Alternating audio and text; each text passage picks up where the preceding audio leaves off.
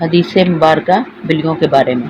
حضرت عائشہ سے روایت ہے کہ نبی پاک صاحب اللہ صلی اللہ علیہ وسلم بلیوں سے بے حد محبت کرتے تھے، بہت پیار سے ان کے سروں پر ہاتھ پھیرتے۔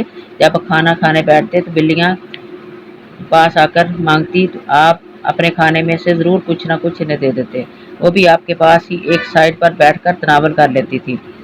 تو کبھی دودھ میں منہ ڈال دیتی، یا پینے والے پانی میں منہ ڈال دیتی، یا وضو والے پانی میں منہ ڈال دیتی تو آپ انہیں استعمال کر لیتے، یا کبھی کن کر استعمال کر لیتے۔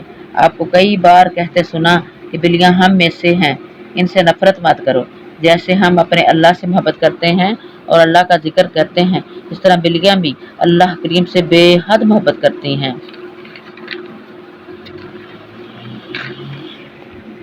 قبصہ بنت کعب جو ابن حضرت ابو قتادہ کے نکاح میں تھی، کہتی ہیں کہ ابو قتادہ میرے پاس آئے تو میں نے ان کے لیے ایک برتن میں وضو کا پانی ڈالا، اتنے میں ایک بلی آ کر پینے لگی تو انہوں نے برتن کو اس کے لیے جھکا دیا تاکہ وہ آسانی سے پی لے۔ قبصہ کہتی ہیں کہ ابو قتادہ نے مجھے دیکھا کہ تعجب سے دیکھ رہی ہے، تو انہوں نے کہا بھتیجی کیا تم کو تعجب ہو رہا ہے؟ میں نے کہا جی ہاں۔ تو انہوں نے کہا کہ رسول اللہ صلی اللہ علیہ وسلم نے فرمایا یہ بلی نجس نہیں، یہ تو تمہارے پاس برابر آنے جانے والیوں میں سے ہے۔ امام ترمذی کہتے ہیں یہ حدیث حسن صحیح ہے۔ صحابہ کرام اور تابعین اور ان کے بعد لوگوں میں اکثر اہل علم مثلا شافعی، احمد اور اسحاق بن راہویہ کا یہی قول ہے کہ بلی کے جوٹے میں کوئی حرج نہیں، اور یہ سب سے اچھی حدیث ہے جو اس باب میں بیان کی گئی ہے۔ حضرت ابو ہریرہ جن کا اصل نام عبد الرحمن تھا، آپ بلیوں سے بہت محبت کرتے تھے۔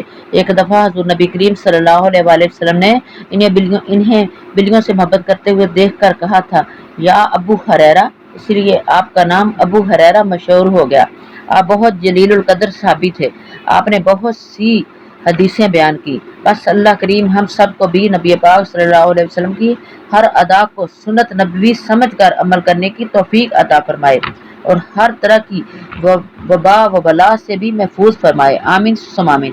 آپ کی ہر ادا ہے سنت مصطفیٰ پہ لاکھوں سلام۔ الصلوۃ والسلام علیکہ یا سیدی یا رسول اللہ وعلی آلکہ و صحابکہ یا حبیب اللہ۔